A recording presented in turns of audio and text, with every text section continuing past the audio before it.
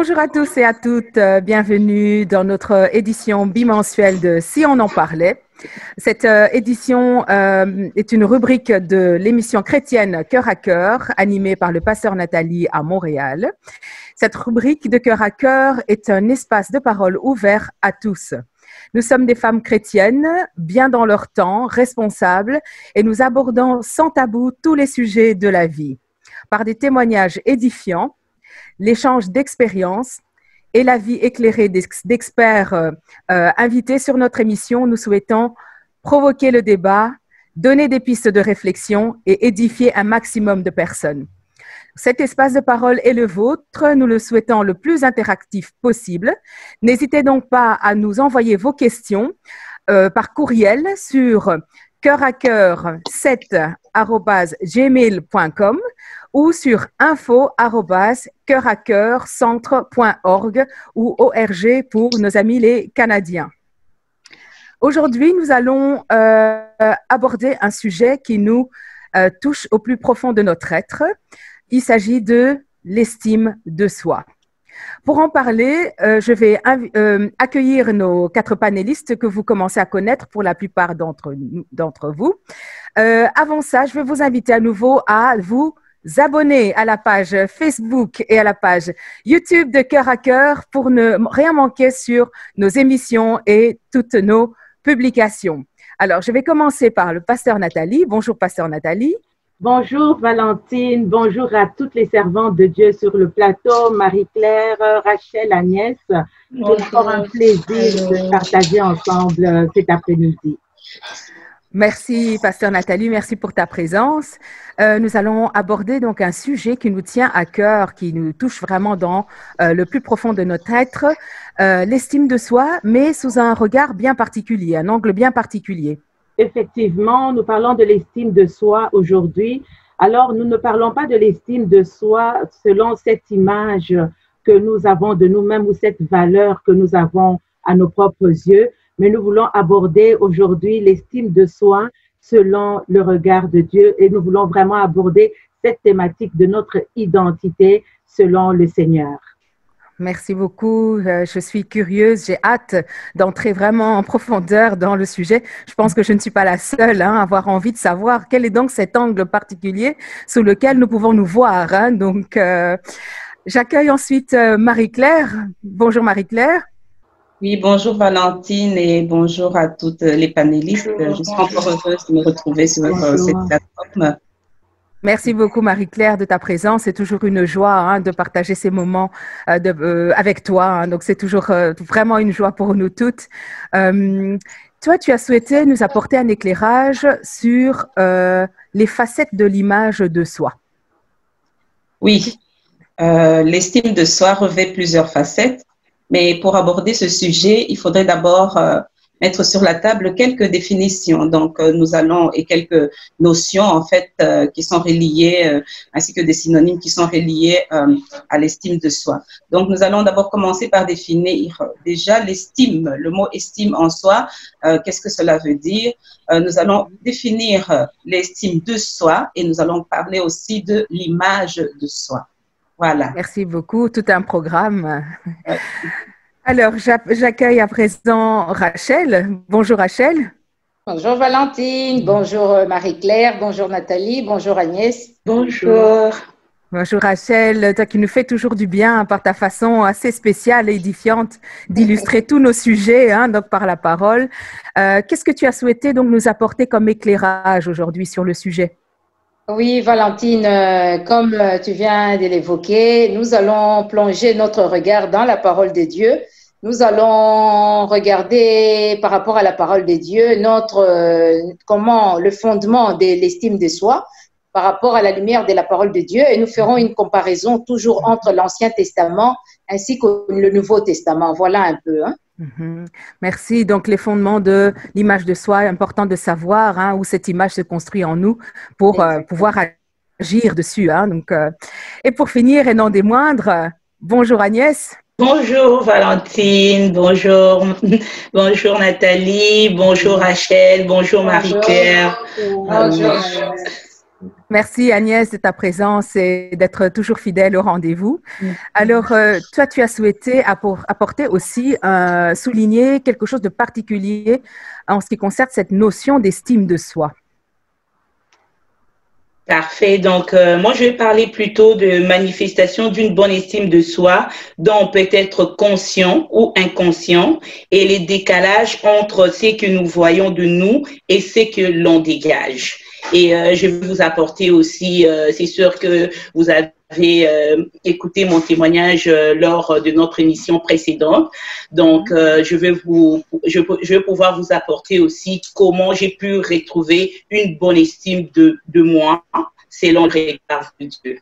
Oui, merci beaucoup. Donc, ton témoignage, effectivement, nous a beaucoup édifiés et c'est sûr que ça va de nouveau aider les personnes qui sont dans le besoin, qui se posent des questions, qui ne savent pas encore comment faire. Merci d'avance pour l'aide que tu vas pouvoir leur apporter. Merci. Alors, nous allons rentrer maintenant dans le vif du sujet. Je vais revenir d'abord vers Marie-Claire. Donc, tu nous parles du fait que l'image de soi peut avoir différentes facettes et qu'il est important donc de le définir. Donc, dis-nous un peu. Oui, effectivement, nous allons d'abord commencer, comme nous l'avons dit, par apporter quelques définitions. Et donc, j'ai été voir dans le moteur de Google, dans Wikipédia et dans les dictionnaires aussi, pour avoir juste une petite synthèse de quelques définitions en fait. L'estime, le mot estime, qu'est-ce que le mot estime est? C'est une appréciation favorable que l'on porte sur quelqu'un. Une bonne opinion qu'on a de quelqu'un, c'est tout le respect qu'on peut avoir pour quelqu'un, la considération qu'on peut avoir pour une personne. Donc, vraiment, c'est une opinion vraiment favorable, positive que l'on a de quelqu'un. Et alors, on parle aussi de l'estime de soi. On parle d'estime, mais il y a une estime de soi. L'estime de soi, c'est une satisfaction que l'on tire de n'avoir rien à se reprocher, vraiment. Et alors, il y a quelques expressions usuelles qu'on entend un petit peu dans la vie de tous les jours. Baisser ou monter dans l'estime de quelqu'un, c'est être plus ou moins apprécié par cette personne. Donc, la troisième définition que je souhaiterais apporter, c'est l'image de soi. L'image de soi est en fait l'idée que chacun de nous se fait de son identité physique, donc son apparence, elle soit de son identité aussi psychologique. C'est une sorte d'image mentale qui décrit notre personnalité physique et psychologique. Une sorte d'image, en fait, que nous nous forgeons nous-mêmes. Nous nous forgeons nous-mêmes et que les autres se forgent de nous. Donc, c'est vraiment de là qu'on peut tirer les facettes. Comment est-ce que nous percevons? Comment est-ce que nous voyons? Et alors, comment est-ce que les autres nous voient? Et vraiment, le summum de tout, comment est-ce que Dieu nous voit? C'est ça, en fait. Donc, cette image, en fait, elle est un petit peu subjective, parce que c'est un schéma mental que nous construisons par nous-mêmes, mais qui ne correspond pas toujours à ce que, comment est-ce que les autres, nos vis-à-vis, nous voient, quoi. En fait, elle n'est pas toujours très réaliste, même si nous y croyons. Voilà. Donc, merci beaucoup. En quelque sorte, notre image que nous avons de nous-mêmes, en fait, elle va au-delà de ce que nous en faisons, en fait. Exactement. Elle va vraiment au-delà de ce que nous en faisons parce qu'il y a ce côté aussi, ce regard que nous apporte notre prochain, enfin, nos vis-à-vis, quoi, les personnes que nous rencontrons chaque jour. Et cette image aussi peut être erronée et faire que nous ne nous percevons pas comme les autres nous perçoivent, quoi. Nous sommes un petit peu conditionnés mentalement par les adultes, nos parents, comment est-ce que je peux dire, nos professeurs, nos aînés, les gens qui un peu cogitaient autour de nous et qui nous ont influencés. Et nous assimilons aussi cette image, quoi. Et si vraiment un adulte nous a vus sous un certain regard, parfois nous nous conformons à cette façon de voir et qui n'est pas toujours réelle. Mais c'est aussi une autre facette, ça c'est vraiment une image corporelle de notre corps, celle que nous faisons de notre corps et qui est souvent vraiment déformée par la mode, par la culture et par bien des choses, par des standards de beauté qui nous plaisent ou pas. Voilà. Merci beaucoup, Marie-Claire. Et donc, pour continuer dans cette définition de l'estime de soi, un autre aspect, Rachel, que tu souhaitais justement apporter donc dans cette définition, et la question que je me posais, c'était comment en fait se construit cette image de nous-mêmes? Quels sont les fondements de cette image et à quel niveau elle se construit en nous, cette image qu'on se fait de nous-mêmes? Je te remercie, Valentine.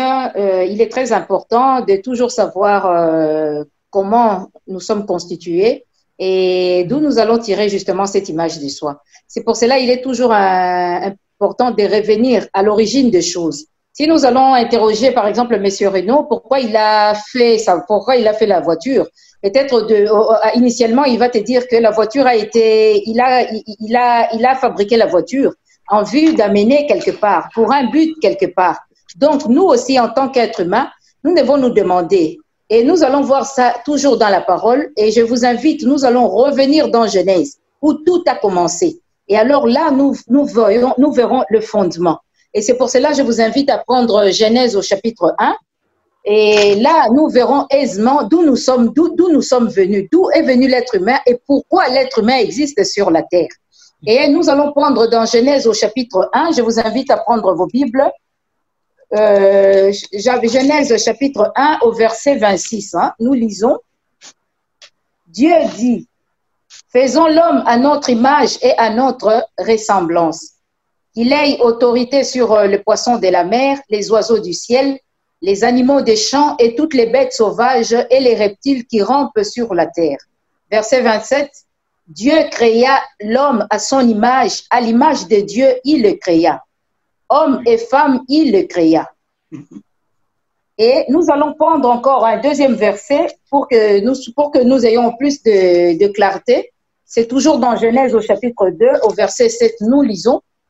Alors Dieu forma l'homme, il n'était que poussière du sol, mais Dieu souffla dans ses narines une haleine de vie et l'homme devient une âme vivante.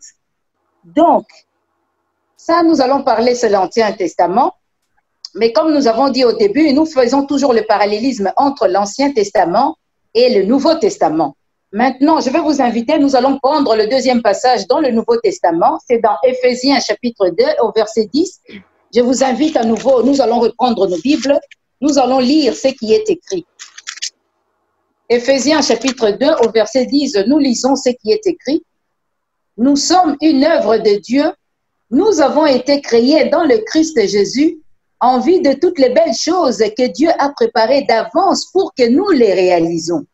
Donc, à la lumière, Valentine, de ce que nous venons de lire, nous comprenons aisément que nous avons été créés. Donc, ce qui peut s'opposer à certaines doctrines que nous entendons, ou par exemple au darwinisme qui nous dit que nous descendons par exemple de l'évolution des animaux. Ici, nous voyons que les animaux ont été tirés de la terre, mais Dieu n'a pas soufflé dans les animaux.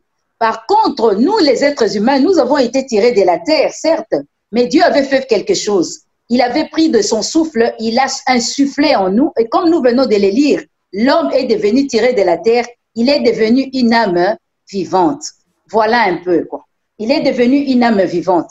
Et nous devons comprendre en tant qu'être humain de quoi nous sommes constitués. De la même manière, si on demande à M. Renault de quoi sa voiture est constituée, il va te dire, j'ai mis telle pièce, telle pièce. De la même manière, Dieu, lorsqu'il nous a constitués, nous sommes formés de l'esprit, nous sommes formés du corps et nous sommes formés de l'âme. Ça veut dire il y a nous sommes formés de trois parties. Parce que lorsque nous revenons justement dans les livres de Genèse au chapitre 26, nous entendons aisément, on nous dit, et Dieu a dit, créons l'homme à notre image. Mais pourquoi il a utilisé le terme créons au lieu de dire, je vais créer l'homme? C'est pour cela que nous devons comprendre que dans Dieu, il y a aussi trois aspects dans Dieu. Il y a le Dieu le Père, qui est l'entité générale. Il y a le Dieu Fils, qui est Jésus, qui est la personne qui est venue sur la terre. Et il y a Dieu l'Esprit. Et cette partie de Dieu qu'on ne voit pas. Donc, lorsque Dieu a dit, créons l'homme à notre image et à notre ressemblance, c'était selon l'esprit. Et maintenant, il y a aussi notre partie qui est l'âme. Et dans l'âme, c'est là où le lieu de nos émotions, de nos sentiments, et c'est là où va se forger justement notre personnalité. Voilà un peu. Hein. Si, voilà d'où le fondement de l'image de soi va se créer. Voilà un peu, Valentine. Merci beaucoup. Donc, si je comprends bien, ce que nous comprenons dans ce que tu viens de nous dire, c'est que c'est dans l'âme, en fait, que se construit donc l'image que nous avons de nous-mêmes. C'est bien ça? Je confirme exactement. Pourquoi c'est dans l'âme? Comme on a dit, nous sommes constitués de l'esprit, de corps et de l'âme. Le corps en soi, il a été tiré de la poussière. C'est une couverture simplement. Mais ça couvre justement ces parties-là que nous appelons l'esprit et l'âme.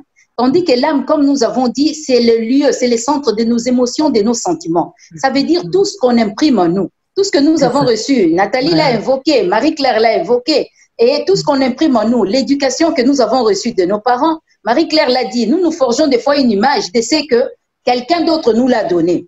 Et tout ça va dans notre âme. Et ce que nous-mêmes nous pensons de nous, ça va dans notre âme. Et c'est ça. Donc, le fondement de soi, c'est imprimé dans notre âme, en fait. C'est pour cela qu'il est très important de savoir qu'est-ce qu'il y a dans son âme. Voilà un peu, Valentine. Hein? Merci beaucoup, Rachel. Et donc, cette estime de soi se construit dans notre âme, tant se manifeste à l'extérieur. Elle est perceptible à l'extérieur. Pour ça, j'aimerais revenir vers toi, Agnès. Tu souhaitais souligner justement les différentes manières de percevoir que quelqu'un a une bonne ou une moins bonne estime d'elle-même et comment aussi elle peut s'en rendre compte ou ne pas se rendre compte de l'image qu'elle donne. Merci beaucoup, Valentine, pour la question. Vraiment, on est vraiment édifiés cet après-midi par Rachel, Marie-Claire et aussi Nathalie.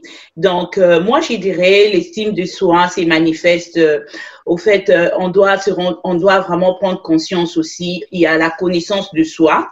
La connaissance de soi, c'est vraiment connaître ses goûts, ses préférences, ses aptitudes et ses lacunes. Et aussi dans les sentiments de compétence. Et c'est vraiment reconnaître nos capacités et les activités qui sont faciles, qu'on fait bien et qu'on peut apprendre. Et ne pas négliger aussi l'aspect de accepter sans se dénigrer les sphères où on est moins compétent. Et c'est vraiment ça qui joue. Et aussi, je parlerai aussi de sentiments d'identité, c'est sentir entier et cohésif, reconnaître en quoi on est unique, reconnaître qu'on est des êtres uniques devant Dieu et qu'on est différents. On est différents, on est des êtres différents. Et je dirais aussi l'opinion qu'on a de nous-mêmes, notre évaluation de nos qualités et nos défauts. Et la façon de nous traiter nous-mêmes aussi. Donc, en parole, en action, et savoir prendre soin de soi quand on vit des épreuves. Et vraiment, la façon qu'on permet aux autres de nous traiter. Donc, ça veut dire que l'essence l'essence à placer de limites aux autres. Donc, à savoir se respecter, s'affirmer adéquatement, et trouver un équilibre entre les besoins des autres et nos propres besoins. Et la tolérance qu'on a aussi à la violence verbale et physique, celle qui est dirigée vers nous. Tout cela, ça résume vraiment la manifestation de l'estime de soi. Est-ce que tu aurais des exemples à nous donner sur la manière dont justement cette bonne ou moins bonne estime de soi peut se manifester? Comment est-ce qu'on peut voir que quelqu'un a une bonne estime de soi? Par quoi ça peut se voir pour les personnes qui l'observent, pour son entourage? Et comment on peut voir aussi quelqu'un manque peut-être de confiance en elle-même ou d'estime en elle-même? Tu as quelques exemples de comportements qui peuvent et parfois montrer un décalage même entre ce que la personne perçoit d'elle-même et l'image qu'elle projette finalement aux autres. Oui, merci beaucoup, Valentine. Donc, je dirais plutôt une personne qui n'a pas une bonne estime de soi, souvent, la personne ne s'accepte pas. Il se remet en question dans toutes les décisions qu'elle peut prendre et elle peut se comparer sans cesse. Elle se compare sans cesse aux autres. Elle ne comprend pas qu'elle est une personne unique et tout cela peut l'apporter une anxiété, la culpabilité, la honte, la frustration et la colère. Donc, c'est faire constamment des reproches intérieurs et aussi se sentir incapable d'accomplir des choses. Je donnerai un exemple d'un perfectionniste. Les perfectionnistes, pour eux, ils n'ont pas droit à l'erreur. Ils n'ont pas droit à l'erreur, ils se fixent des limites et tout, mais entre-temps, à l'intérieur, ils ont peut-être une estime de soi qui est très faible. Donc, on peut projeter une bonne estime au regard des autres, plutôt à l'intérieur, on se sent vraiment très faible.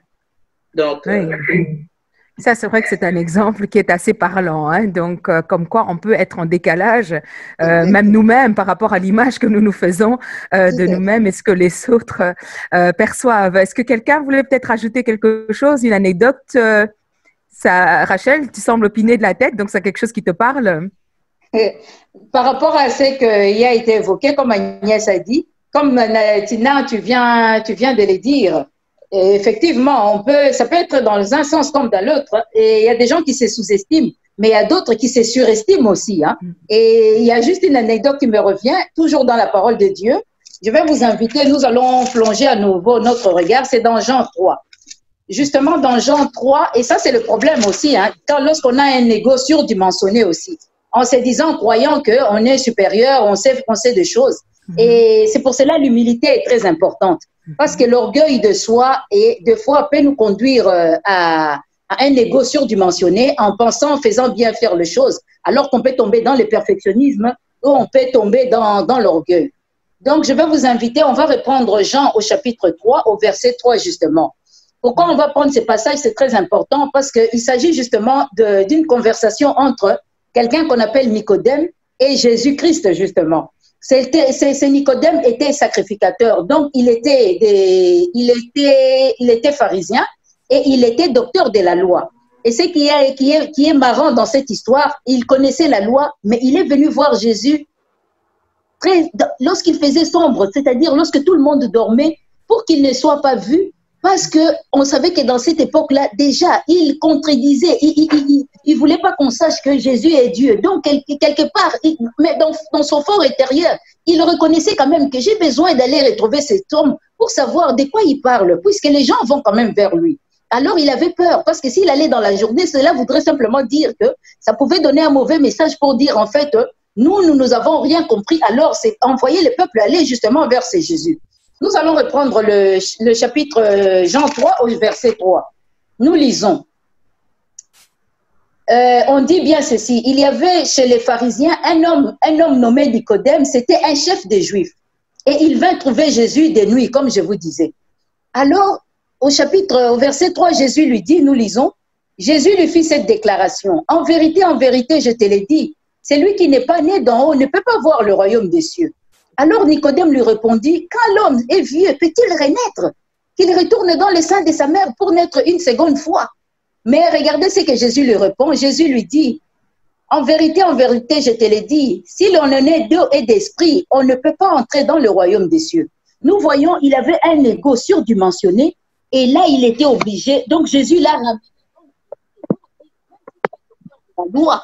Il faudrait que tu comprennes ce que ça veut dire. Donc, quelque part, on peut se forger une certaine image, croyant qu'on a, mais c'est simplement notre ego surdimensionné. Voilà un peu l'anecdote que je voulais apporter, pour apporter aussi un certain éclairage par rapport à lorsqu'on peut avoir une mauvaise image de soi ou lorsqu'on a un ego surdimensionné. D'où on a besoin d'un certain dose d'humilité pour retourner toujours dans le Christ et c'est lui qui nous a créés. Voilà un peu, hein. Merci beaucoup, Rachel. Nous sommes déjà à mi-parcours donc dans notre émission. Le temps passe tellement vite, surtout quand on passe un aussi bon moment et qu'on est édifié à ce point par le message. Je souhaite juste rappeler, donc, partagez autour de vous, ne gardez pas cela pour vous. Édifiez vos proches, vos amis, vos collègues, votre entourage. Abonnez-vous à la page Facebook et YouTube de Cœur à Cœur. Nous sommes occupés donc à discuter de l'estime de soi et là, à ce stade, on réalise à quel point on peut être en décalage entre l'image qu'on se fait de nous et celle qu'on peut projeter donc vers l'extérieur. Et je voudrais revenir vers toi, pasteur Nathalie. De tout ceci, on comprend à quel point il est important d'avoir une image exacte de nous-mêmes.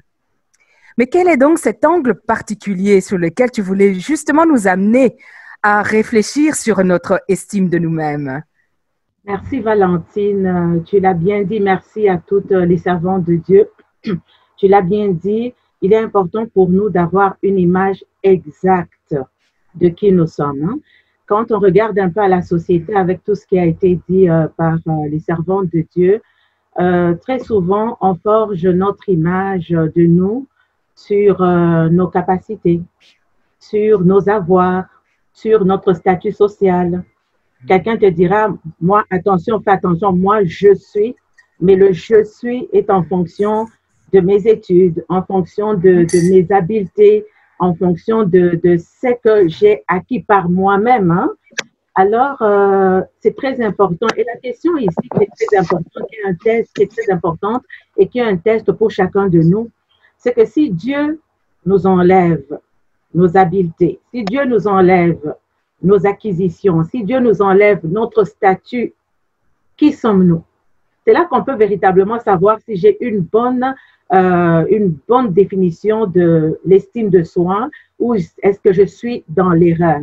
Alors, c'est important pour nous, Rachel, tu en parlais, pour parler de l'estime de soi, il faut qu'on rentre dans la genèse des choses, il faut qu'on rentre dans la création pour voir comment est-ce que Dieu a créé l'homme. Et comme tu le disais, Rachel, Dieu a créé l'homme à son image et selon sa ressemblance. Alors, en l'homme, en fait, c'est Dieu. En l'homme, c'est l'esprit de Dieu. L'homme, dès la création, il porte en lui l'ADN de Dieu. Il porte en lui Dieu. D'ailleurs, hein, la création même, hein, de tout à la marque, tout porte l'empreinte de Dieu. En l'homme, c'est l'ADN de Dieu.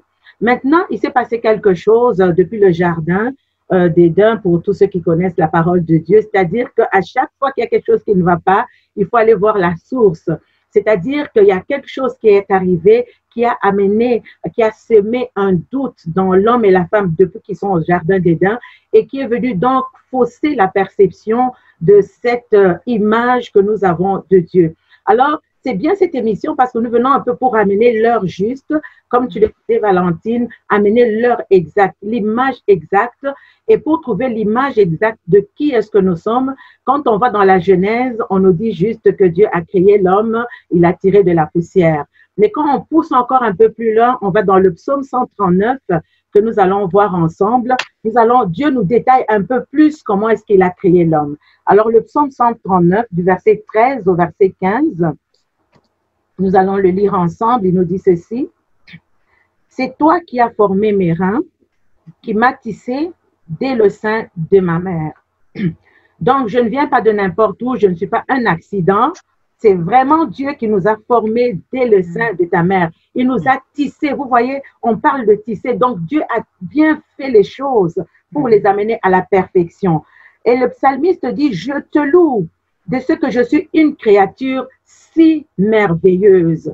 Donc, vous voyez, c'est important pour nous de venir à l'heure juste de savoir comment est-ce que Dieu nous a créés. Et le psalmiste le reconnaît, il dit, je suis une créature si merveilleuse. Donc, il connaît son identité, il est une créature si merveilleuse.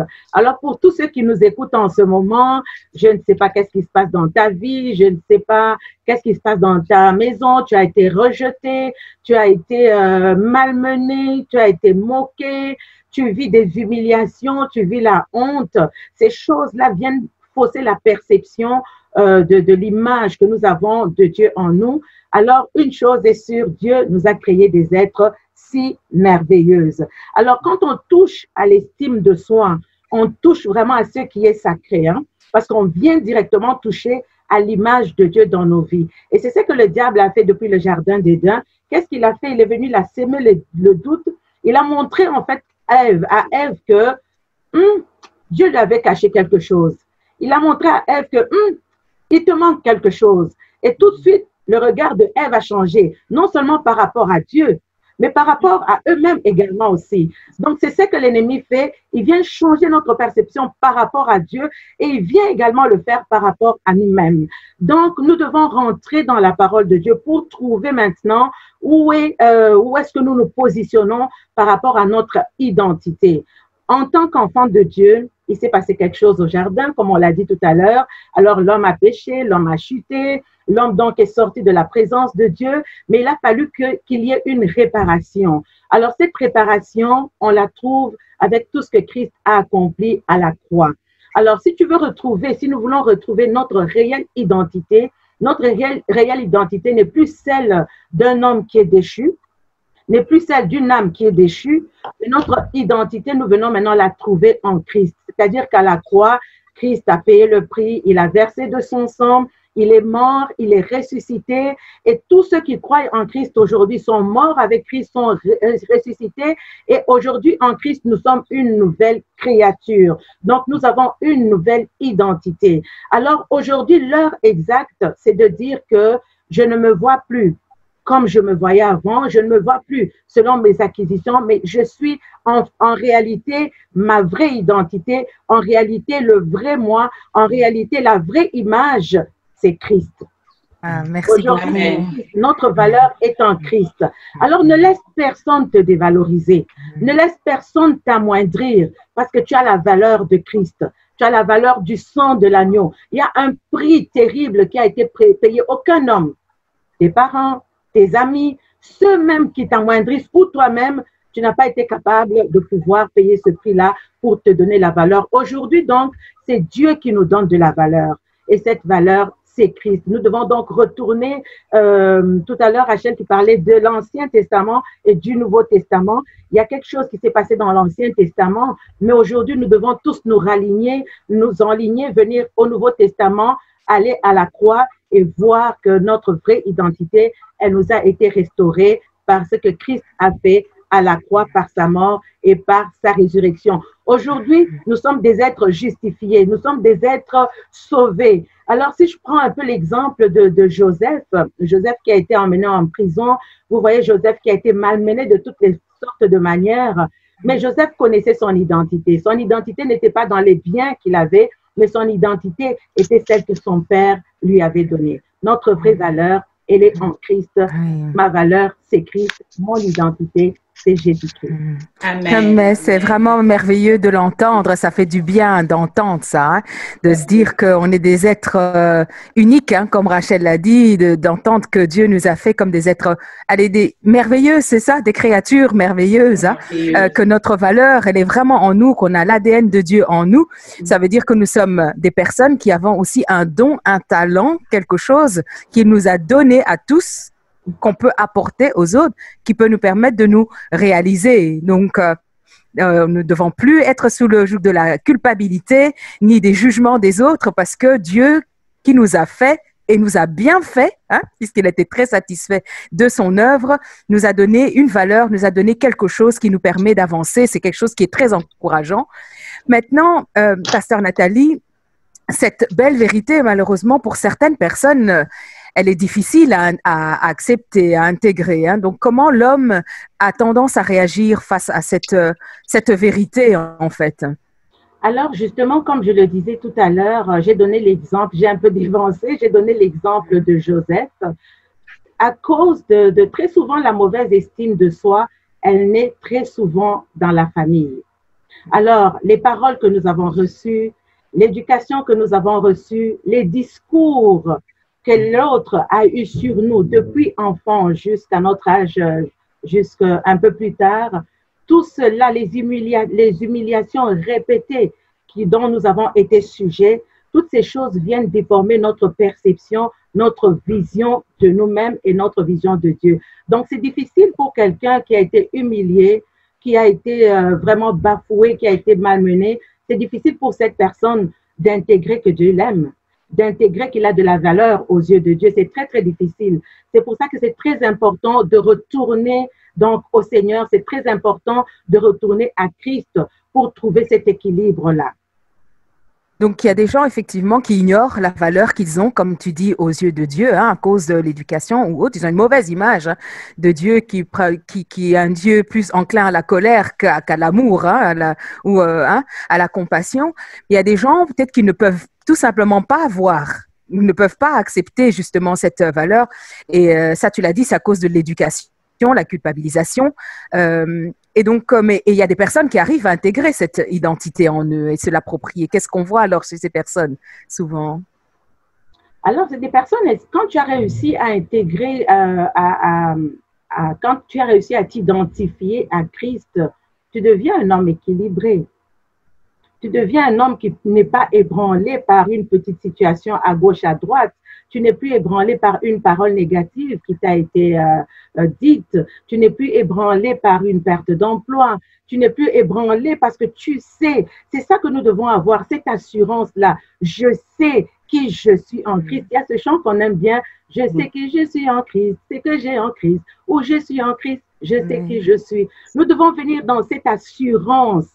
Je sais qui je suis en Christ. En Christ, je suis une nouvelle créature. En Christ, je suis en Christ. Donc, aujourd'hui, nous sommes en temps. Évidemment, il faut avoir reçu Jésus. Hein? C'est pas tout le monde qui peut le dire. Alors, aujourd'hui, nous devons avoir, si tu as reçu Jésus, nous avons cette assurance.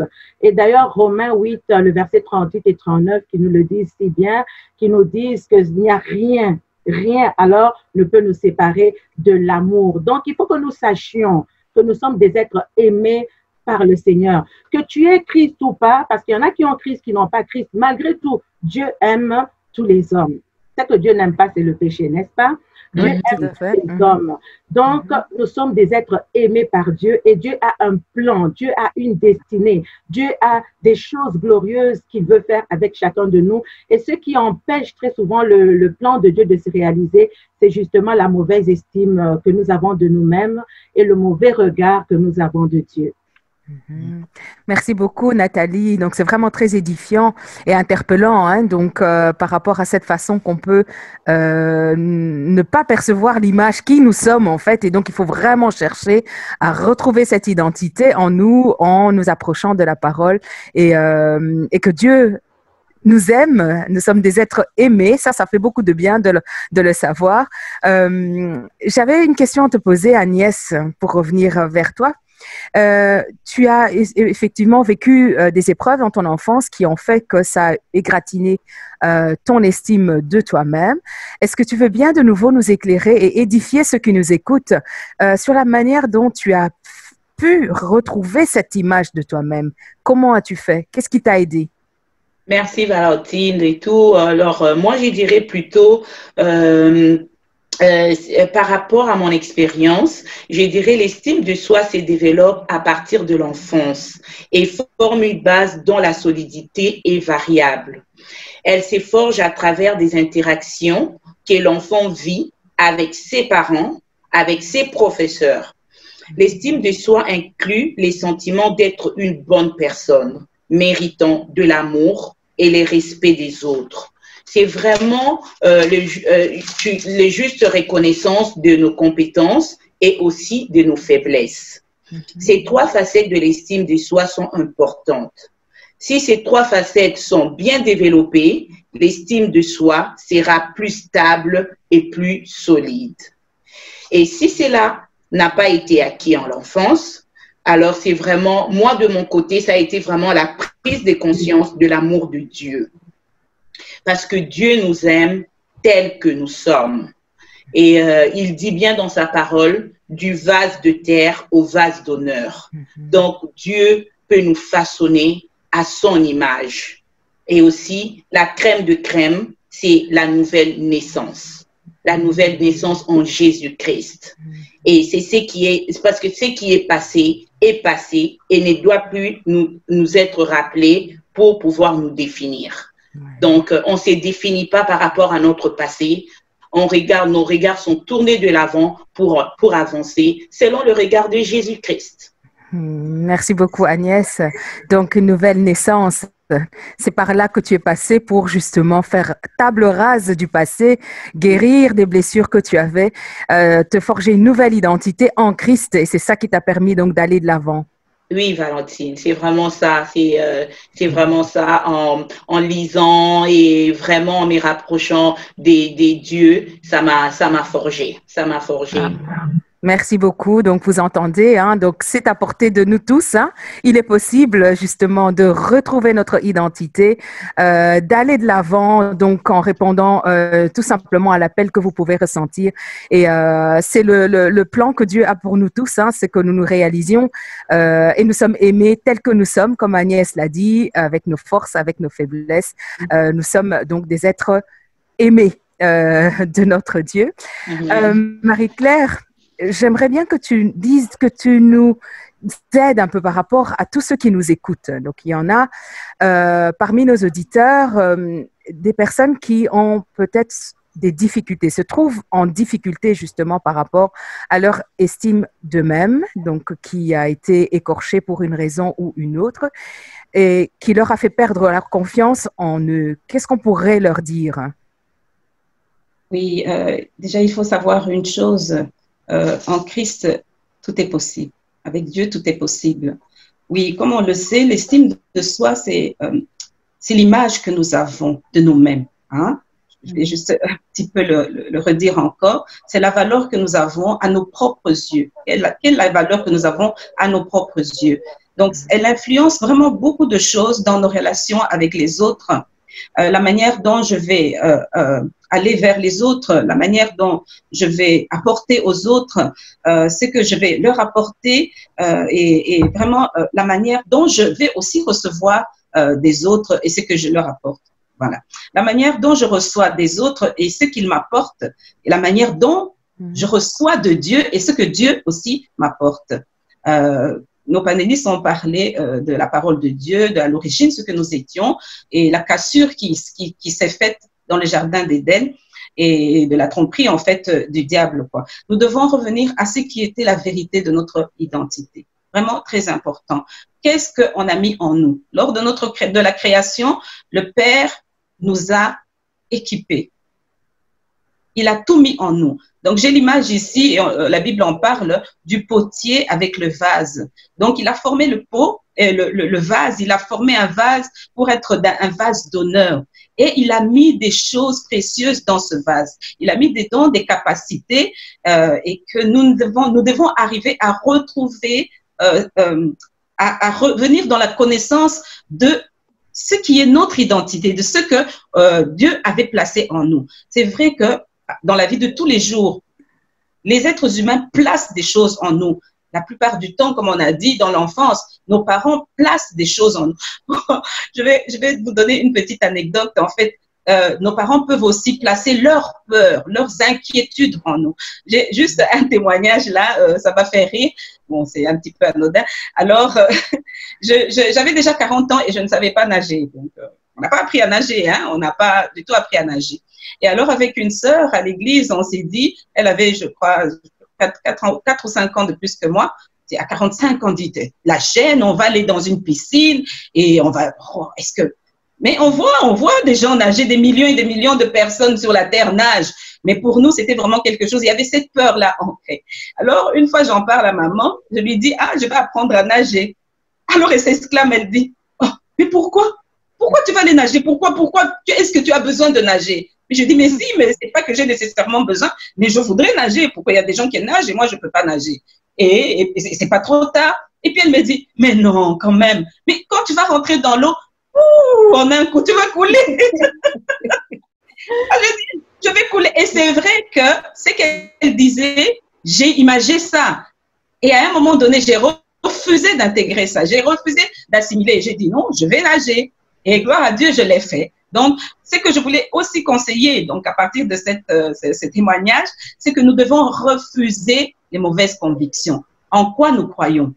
Nous devons vraiment chasser et dire non, je refuse ces mauvaises convictions, ces fausses convictions qui ne sont pas la vérité de Dieu. Et c'est ça qui va nous amener à connaître notre véritable identité. Si je refuse ces mauvaises convictions et ces mauvaises pensées, toutes ces mauvaises choses qui ont été placées en moi, je retrouve ce que Dieu a placé de merveilleux en moi. Et donc, je vais m'attacher. Il faut vraiment aimer et s'attacher à la parole de Dieu parce que c'est la parole de Dieu qui va me dire ce que je suis. C'est la parole de celui qui m'a créé, qui va me dire ce que je suis véritablement. Rachel a parlé de la voiture Renault. Donc, c'est le concepteur de Renault qui va dire exactement ce que la voiture Renault est. Quelles sont ses capacités, ses chevaux vapeur et toutes ses spécificités, quoi, si je peux dire. Et donc, on en revient à ce que la parole de Dieu aussi dit, la foi vient de ce qu'on entend. Qu'est-ce que nous avons entendu?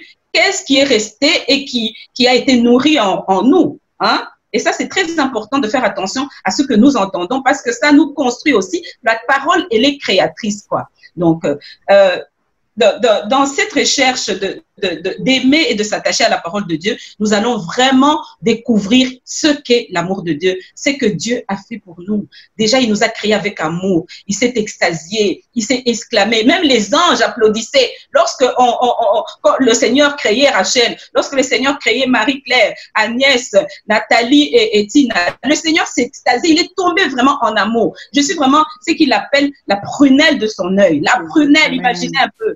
Toucher dans l'œil de l'Éternel, c'est me toucher. Et donc, vraiment, toucher dans mon œil plutôt, c'est toucher l'œil de l'Éternel. Et ça, c'est merveilleux et ça fait du bien d'entendre ça. Et nous devons chercher aussi à connaître quel est le plan de bonheur, hein, que Dieu a pour l'homme, hein, et ne pas limiter l'amour de Dieu. L'amour de Dieu est grand. L'amour de Dieu ne change pas. Il ne change pas les circonstances. Il ne change pas ma façon de percevoir. L'amour de Dieu reste. Et il a, comme pasteur Nathalie l'a dit, l'amour de Dieu est pour tous les hommes. Qu'on soit en Christ ou qu'on ne soit pas en Christ, cet amour est offert à toute l'humanité. Cet amour est donné à toute l'humanité, gratuitement. Et c'est ce que Dieu a fait en envoyant Jésus. Il s'est investi lui-même. Il est venu, il a quitté son trône, il est venu jusqu'à parmi nous, les humains, ces humains qui peuvent avoir des mauvaises actions, qui peuvent avoir des mauvaises pensées. Dieu est venu habiter en chacun de nous au travers de la venue de Christ, notre Sauveur. Donc, il ne faut pas limiter l'amour de Dieu à jugement des autres. Je suis ce que Dieu dit. Je suis ce que Dieu dit. Et ce n'est pas ce que mon père a dit, ce n'est pas ce que ma mère a dit, ce n'est pas. Et Dieu a placé en moi des capacités. Donc, le Saint-Esprit venant en nous, lorsque nous venons à cette nouvelle naissance, j'arrive, la nouvelle naissance vient pour annuler toutes les anciennes choses. Je suis née de chair et de sang. Il y a des choses qui ont été placées en moi tout au long de ma croissance, pendant que je grandis. Mais à l'origine, Dieu avait placé des choses. Mais quand il y a eu cette cassure, le Seigneur vient au travers de la nouvelle naissance. Quand nous l'acceptons comme Seigneur et Sauveur de notre vie, il vient rétablir le compteur à zéro. Les choses anciennes sont passées, toutes choses deviennent nouvelles, quoi. Et le Saint-Esprit fait toutes choses belles en son temps. Il accomplit cette œuvre-là de renouvellement, cette œuvre de régénération, de régénérescence. Oui. Oh, je suis arrivée. Et c'est vraiment, vraiment merveilleux, quoi. Donc, Dieu ne nous a pas créés pour le néant. Nous sommes des vases remplis. Nous devons retrouver et nous rappeler. Et ça, c'est la parole de Dieu qui va toujours nous rappeler ce que Dieu a placé en nous. Qu'est-ce que, on mit en nous, et qu'est-ce que Dieu avait dit au départ. Et c'est ça vraiment que nous devons vraiment retrouver. Voilà ce que Merci beaucoup Marie-Claire. Donc, toi qui nous entends, c'est un message quand même de savoir ça. C'est vraiment un beau message pour toute l'humanité que tu as été fait comme un vase rempli de choses que tu sais faire. Agnès l'a dit, connaître ses capacités. Oui. Elle a dit aussi connaître ses faiblesses. Accepter, s'accepter comme on est avec ses faiblesses. Mais de toute façon, Dieu nous a fait avec quelque chose à réaliser chacun d'entre nous et il nous a fait bien. Il était satisfait. Donc, je répète ce message, c'est vraiment important. Partagez-le autour de vous, édifiez donc les personnes de votre entourage. N'hésitez vraiment pas sur YouTube, sur Facebook, sur tous vos réseaux. C'est un message à partager au plus grand nombre. Nous amorçons ici le dernier quart d'heure de notre émission déjà. Nous avons compris qu'il n'était pas facile d'intégrer cette belle vérité justement de l'identité que Dieu a mise en nous et que nous devons absolument garder et dont nous devons nous approprier. Nous devons vraiment l'intégrer pour toute notre vie. Mais pour pouvoir justement se l'approprier, Marie-Claire a dit, entre autres, il faut s'attacher à la parole. Et donc, pour ce faire, nous allons justement nous plonger dans les Écritures pour voir ce que Dieu nous dit, lui qui est notre Créateur. Qu'est-ce qu'il nous dit? Et donc, je reviens par rapport à ça vers toi, Rachel. Est-ce que tu peux donc partager avec nous les passages que tu nous avais réservés à ce propos. Cette émission, merci Valentine, cette émission me fait du bien. Tout ce que j'entends ici autour de cette table me fait vraiment beaucoup de bien. Et d'entendre que Dieu s'est extasié lorsqu'il me créait. Et nous avons entendu au début, et si nous nous replongeons dans la parole, nous voyons qu'au commencement, quand Dieu créait chaque chose, il disait que c'était bien. Quand il a fait les plantes, il disait que c'était bien. Quand il faisait les animaux, il trouvait que c'était bien. Mais lorsqu'il est arrivé devant l'homme, comme on a entendu ici nos panélistes qui disaient, Marie-Claire l'a dit, il s'est extasié. Et il a dit, c'était très bon. Donc, c'est très important que nous retournons. Alors là, ça nous définit d'une autre manière. Même si tu es en marge de la société, même si à un moment tu as perdu ton boulot, même si à un moment donné tu te sens dévalorisé, en tout cas le message d'aujourd'hui doit nous interpeller. Même si je me sens en dehors mais ce n'est pas ce que les autres ont dit que je suis. Ce n'est pas par rapport à ce que mes parents ont dit ou ce que mes diplômes disent. Finalement, on doit retourner à la racine. Et ça, c'est très important parce que c'est la parole de Dieu qui nous invite. C'est pour cela que moi, j'aime les Écritures. Nous allons encore nous replonger dans les Écritures. Cette fois, nous allons prendre 2 Corinthiens chapitre 5 et nous allons lire au verset 16. Nous lisons, je vous invite vraiment à prendre vos Bibles. Nous allons nous replonger dans les Écritures. Alors, nous lisons dans 2 Corinthiens chapitre 5 au verset 16. Nous commençons notre lecture. Aussi, nous ne considérons plus les gens selon les critères humains. Même le Christ, si nous l'avons connu dans son existence humaine, nous ne devons plus le connaître ainsi. Toute personne, verset 17, ça c'est la crème des crèmes, toute personne qui est dans le Christ est une création nouvelle. Ce qui était est du passé, le neuf est arrivé, et tout cela c'est l'œuvre de Dieu qui nous a réconciliés avec lui par le Christ et qui à nous-mêmes nous confie l'œuvre de la réconciliation. Ah, moi, ça me fait du bien, cette parole. Ça me fait du bien. Ça veut dire, nous devons finalement retourner en Christ. Certains me diront, mais comment retourner en Christ? Mais c'est la nouvelle naissance dont nous avons parlé. Donc, la nouvelle naissance nous invite à nous replonger dans le Christ en disant, finalement, ce ne sont pas mes diplômes qui me définissent. Ce n'est pas, c'est l'image que les autres me voient et qui me définissent. Oui, tout ça, c'est bien, mais c'est sur le plan corporel. Mais nous devons retourner dans notre esprit, regarder dans notre âme, qu'est-ce qui s'y trouve? Et lorsque nous nous replongeons dans la parole, nous voyons une nouvelle redéfinition. C'est ça la nouvelle naissance. Ça veut dire tout ce qui était du passé, tout ce qu'on avait mis en moi par mon éducation, par ma manière de vivre, parce que le professeur m'avait dit un jour, parce que mes parents, ce n'est pas mauvais tout ça, mais ce n'est pas ce qui me définit réellement, dans mon moi, dans mon plus profond de moi, mais c'est ce que Dieu a dit que je suis. D'où l'importance de retourner dans la nouvelle naissance. C'est que Jésus disait à Nicodème, il lui avait dit, si tu ne l'es pas d'eau et d'esprit, ça veut dire si tu ne te replonges pas. Parce qu'à un moment donné, on dit la parole de Dieu, c'est la parole. Hein? C'est de l'eau, c'est de l'eau. Donc, lorsque nous versons, c'est comme un verre. Lorsqu'il y a du sable, ça veut dire on verse de l'eau. On verse de l'eau. À un moment, cette eau-là va se diluer et elle va devenir propre. Et c'est ce que la parole de Dieu fait en nous. Lorsque nous la lisons, nous la magasinons, Valentine, nous emmagasinons. Finalement, nous découvrons que nous sommes créés à l'image de Dieu. Et l'image de Dieu, c'est quoi? C'est la perfection. Et d'autres me diront, mais comment je peux être parfait? Parce que Christ est parfait. Nathalie l'a évoqué, l'œuvre achevée de la croix. Et lorsque nous retournons là-bas, le sang de Jésus nous lave. Le sang de Jésus nous lave. La parole de Dieu nous lave. Jusqu'au moment où nous atteignons la stature parfaite du Christ, c'est-à-dire des nouvelles créations, une race nouvelle qui n'a jamais existé sur la terre. Mais cette race nouvelle, cette nouvelle identité, nous ne l'avons qu'en Christ. Nous ne cesserons de le dire, nous ne l'avons qu'en Christ, Valentine.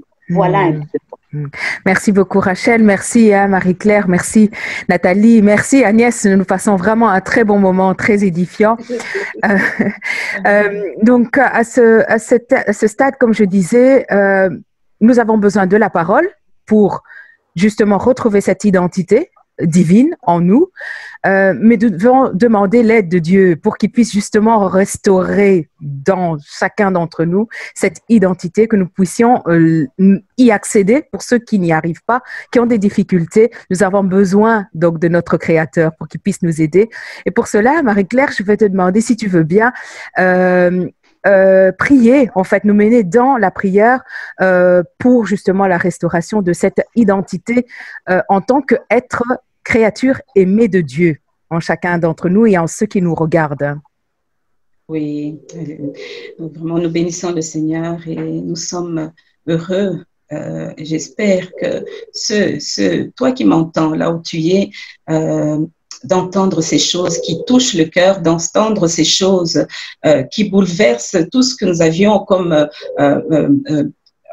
connaissance par rapport à nous-mêmes, par rapport à Dieu.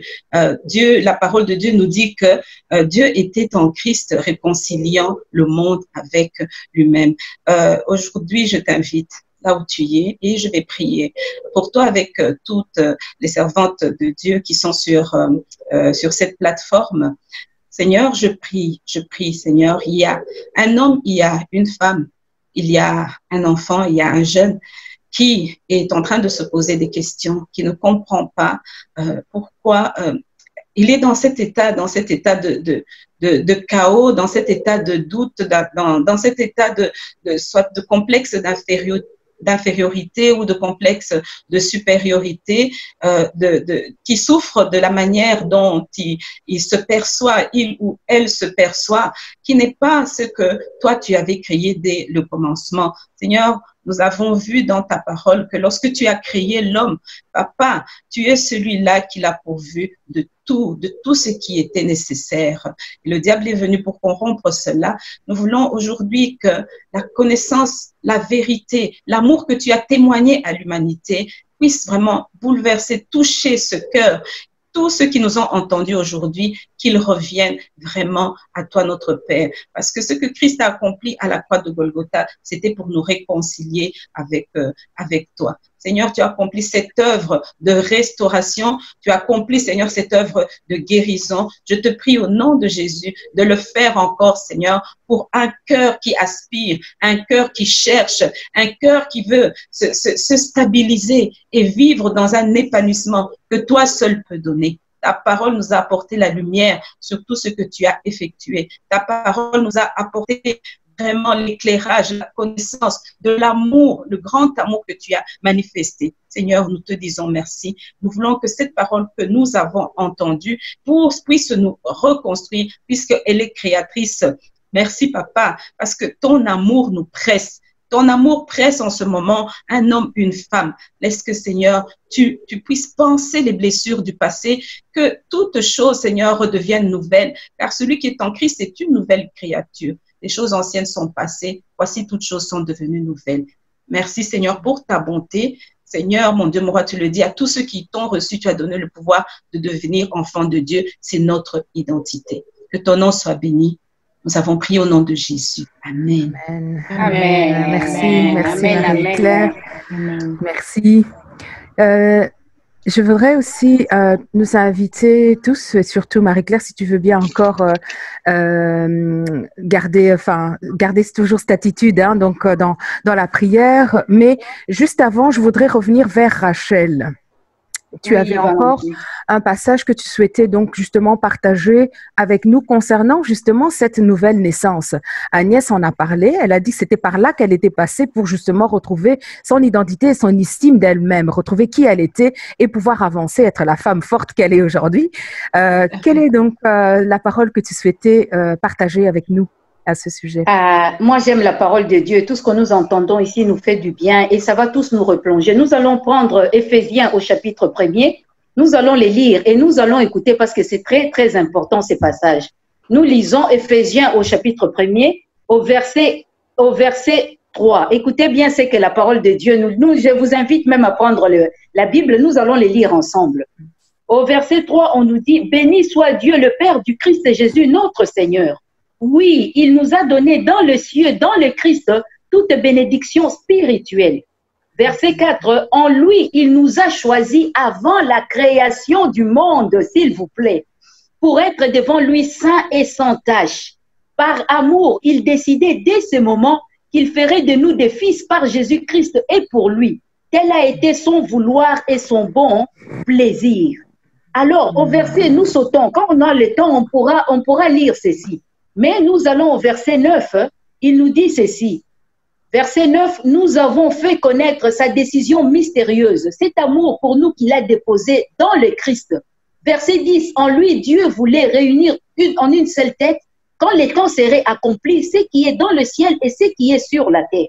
Verset 12, Nous devions porter cette attente du Messie pour qu'elle en résulte à la fin la louange de sa gloire. Alors moi j'aime le verset 18 qui nous dit qu'il illumine le regard de votre cœur. Vous saurez alors quelle espérance s'offre à vous à la suite de son appel. En tout cas, je ne sais pas, désormais, si on te dit, la Bible nous dit ici, Dieu nous considère comme saints. Il nous considère comme sans reproche. Ça ne veut pas dire que nous ne pécherons plus, même si nous sommes en Christ. La Bible dit, à un moment donné, nous jonchons dans nos paroles, mais cela n'enlève plus notre identité dans ce que Dieu nous voit. Donc, ce n'est plus par rapport à notre regard, mais c'est le regard que Dieu porte sur nous. La Bible dit qu'il nous a choisis avant la création du monde. Donc, il y avait, même s'il y avait eu ce problème dans les jardins d'Éden, mais notre Dieu avait déjà un plan B. Et ce plan B ne s'est retrouvé qu'en Christ. C'est pour cela qu'on l'appelle l'agneau immolé avant la création du monde. C'est que Dieu nous avait fait, il nous avait placés en Christ avant la création. Et ce qui nous arrive à faire, c'est de retourner simplement en Christ, de nous approprier cette vérité. Ce n'est pas en faisant de longues prières. Je n'ai pas dit qu'on ne doit pas gêner, qu'on ne doit pas prier. Mais nous devons juste prendre conscience. C'est comme si on te dit, Valentine, aujourd'hui, tu es la fille de ton père. C'est une question d'identité. Ce n'est pas parce que tu fais des efforts ou tu fais plaisir à ton père, parce que tu as fait de telles études que tu es la fille de ton père. Ça n'a rien à voir. C'est parce que papa, à un moment donné, il t'a donné la vie. C'est parce que Marie-Claire, à un moment donné, ton père t'a donné la vie. Valentine, Agnès, ton père t'a donné la vie. Et c'est ce que Dieu a fait. Il nous a replacés en Christ. Et c'est là nous avons notre véritable identité. Et c'est ce qu'Agnès disait désormais. Ce n'est plus elle qui vit, mais c'est Christ qui vit en elle. Et Dieu l'a placée aussi en Christ. Donc c'est dans les deux sens. Et c'est ça notre véritable identité. Voilà un peu le passage que nous pouvions partager. Voilà. Merci beaucoup, Rachel. Merci. Donc, notre nouvelle identité, l'appel donc de Christ, à accepter cet amour sans jugement, qui nous est offert. Donc, Marie-Claire, donc, comme je disais, si tu veux bien, nous arrivons à la fin, en fait, de notre émission d'aujourd'hui. Est-ce que tu veux bien, donc, aider celui qui nous entend, celle qui nous entend et qui a entendu cet appel, justement, cet amour, cet appel à cette nouvelle vie et qui ne sait peut-être pas comment faire pour y répondre. Est-ce que tu peux l'aider? Oui, la parole de Dieu nous dit, aujourd'hui, si vous entendez sa voix, n'endurcissez pas vos cœurs comme au temps de la révolte. Aujourd'hui, l'appel est lancé et le Seigneur t'invite encore. Une fois de nouveau, il te tend encore la main. Il te dit, viens, viens. La Bible dit qu'à tous ceux qui l'ont reçu, il a donné le pouvoir de devenir enfants de Dieu. Ce que nous étions à l'origine et qui a été brisé, le Seigneur nous redonne encore en recevant Christ dans nos vies, en recevant le message d'amour et de réconciliation avec lequel il est venu sur la terre, d'être de nouveau réconcilié avec Dieu. Et la parole de Dieu insiste, les serviteurs de Dieu insistent en disant, dans la parole de Dieu, ils disent, je vous en supplie, Paul le disait, je vous en supplie, soyez réconciliés avec Dieu. L'œuvre de la réconciliation, c'est Jésus-Christ qui est venu pour l'accomplir ici sur la terre. Rachel a dit, illumine les yeux de nos cœurs, illumine les yeux de nos cœurs. Nos yeux, notre cœur a des yeux aussi, mais il faut que la lumière de la parole de Dieu illumine ses yeux, remplisse vraiment mon cœur de la connaissance de Dieu afin que je puisse connaître, entrer dans la connaissance de l'espérance qui est attachée à l'appel de Dieu. Aujourd'hui encore, le Seigneur t'appelle, il te tend les bras, il ouvre les bras, il a constamment son regard posé sur toi. Je t'invite à faire cette prière en posant ta main sur ton cœur et avec nos panélistes, nous allons vraiment demander la grâce de Dieu sur toi qui a compris ces choses, qui a eu une révélation de ce que le Christ a accompli pour toi. Il t'invite simplement, il dit, venez à moi, vous tous qui êtes chargés et fatigués, je vous donnerai le repos.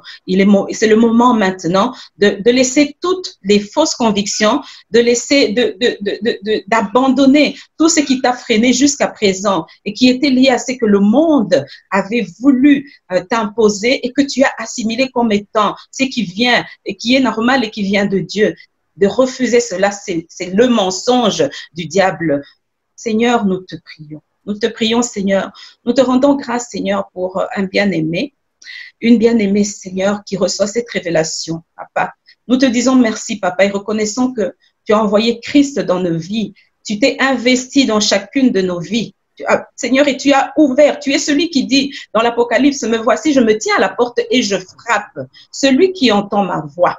Bien-aimé, si tu as entendu la voix du Seigneur aujourd'hui, celui qui entend ma voix et qui m'ouvre la porte, il t'invite simplement à ouvrir la porte. Tu ne t'obliges pas parce que c'est un Dieu qui de toute liberté. C'est un Dieu qui nous donne la liberté. Il ne force pas.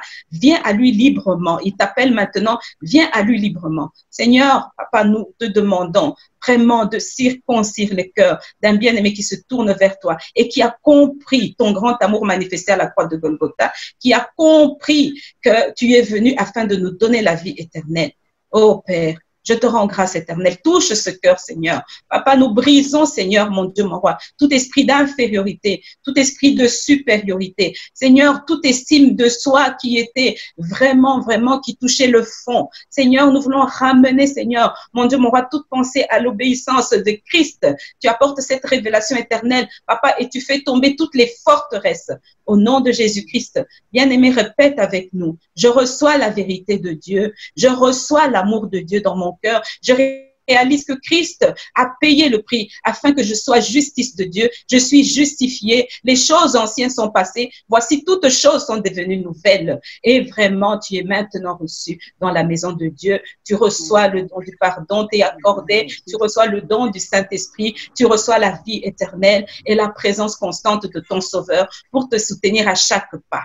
Oh Seigneur, merci pour ce grand amour. Merci pour ce merveilleux cadeau. Que ton nom soit béni dans la vie de chaque bien-aimé, que ton nom soit élevé dans la vie de chaque bien-aimé. Marche avec, Seigneur, ceux qui ont répondu à ton appel éternel. Seigneur, mon Dieu, mon roi, et reconstitue toutes choses maintenant. Au nom de Jésus, nous avons ainsi prié. Amen, amen. Amen, amen. Amen. Amen, amen, Amen. Merci beaucoup à chacune.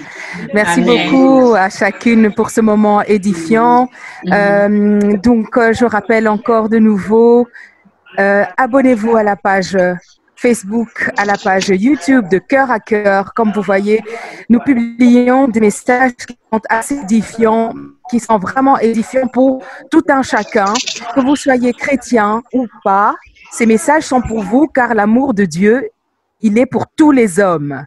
Donc, venez, posez-nous vos questions, comme je disais, par courriel sur coeuracœur7@gmail.com ou bien encore sur info@coeuracœurcentre.org. Vous pouvez également nous envoyer vos témoignages. Ils sont vraiment les bienvenus. Vous pouvez édifier comme ça bien plus de personnes que vous ne pensez et peut-être même en commençant par vous-même parce que ça, c'est aussi la puissance du témoignage.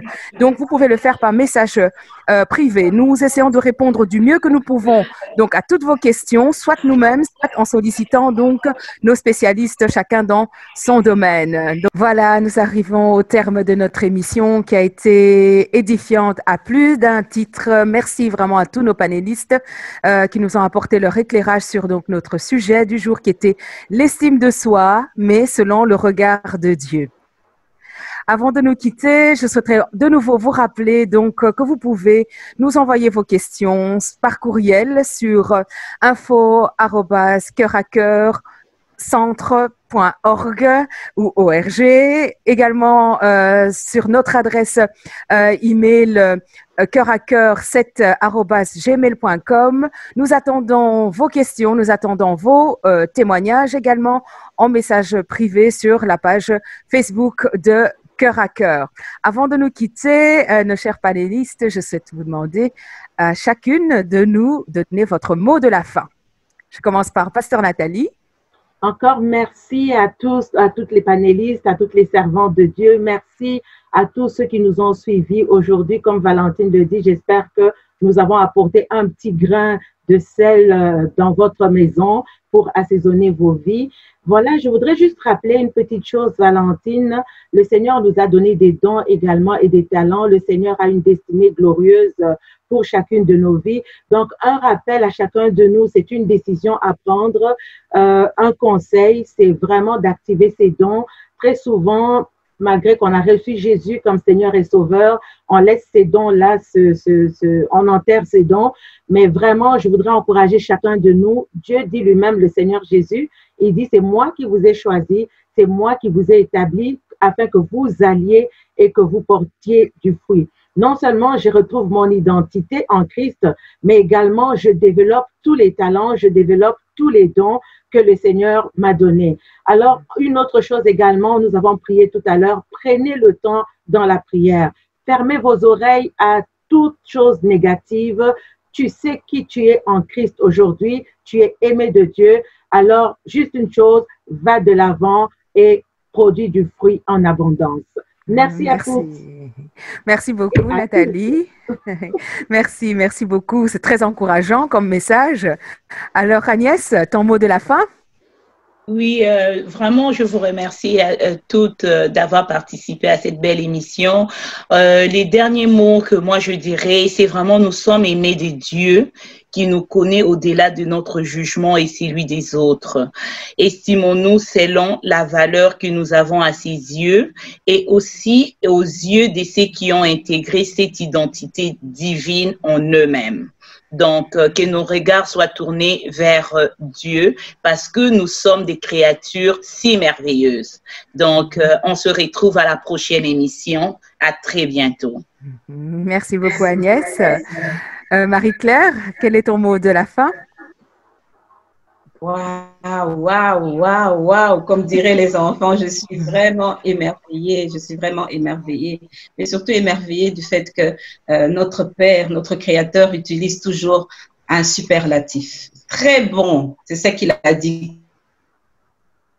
L'homme a été créé et il a placé des choses dans l'homme. À Gédéon, il dit, vaillant héros. Donc, je te conseille, va avec la force que tu as. La force que tu as, c'est celle que Dieu te donne. Que Dieu bénisse tout à chacun. Si vous avez reçu le Seigneur Jésus-Christ, vivez la joie de celui qui a été pardonné et qui revient dans la maison du Père. Merci, amen. Merci beaucoup. Rachel, ton mot de la fin pour qu'on se quitte en beauté. Oui, toujours en beauté, Valentine. Moi, je terminerai évidemment, vous avez l'habitude maintenant, avec la parole de Dieu. C'est dans Apocalypse chapitre 3 au verset 8 qu'il nous dit « Je connais tes œuvres, je viens d'ouvrir devant toi une porte que personne ne fermera plus. » Voilà un peu le mot de la fin. Donc, Jésus nous a ouvert une porte, Dieu nous a ouvert une porte, que nous retrouvons notre identité, pour certains qui l'avaient perdue, pour d'autres qui vont les découvrir, ou pour nous qui étions déjà dans le Seigneur, qui va se renforcer. Voilà mon mot de la fin, Valentine. Merci beaucoup, Rachel. Donc, Christ a ouvert une porte que personne d'autre ne pourra plus refermer. Sur cette parole vraiment encourageante et très, très motivante, je vous dis à très bientôt pour une prochaine émission et que Dieu vous bénisse. Merci. À très bientôt. À très bientôt. Bye bye. Au revoir. Ah.